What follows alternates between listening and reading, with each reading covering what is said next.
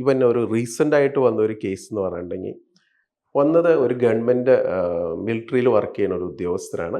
അദ്ദേഹത്തിന് ഓൾറെഡി എന്നെ ഫോൺ വിളിച്ച് ബുക്ക് ചെയ്തിട്ടു. അദ്ദേഹത്തിൻ്റെ പ്രോബ്ലം ഇറക്ഷനായിട്ട് റിലേറ്റഡ് ആയിട്ടുള്ളൊരു പ്രോബ്ലമാണ്.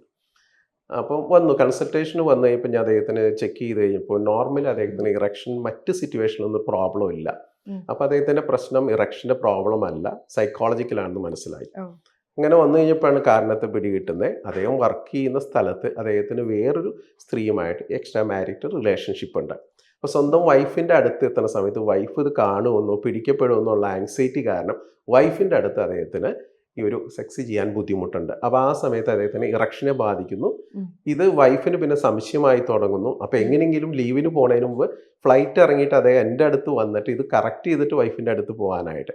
കാരണം അദ്ദേഹത്തിൻ്റെ ഉള്ളിൽ ഫിയറും ആങ്സൈറ്റിയും ഗിൽട്ടാണ് ഈ പ്രശ്നത്തിന് കാരണം ഉണ്ടായിട്ടുള്ളത്. ഒത്തിരി എക്സ്ട്രാ മാരിറ്റൽ കേസുകൾ വരുന്നുണ്ട്.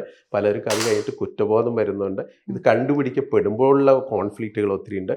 അതുമായിട്ട് റിലേറ്റഡായ ഡിവോഴ്സും പ്രോബ്ലംസൊക്കെ ഒത്തിരി കാണുന്നുണ്ട്.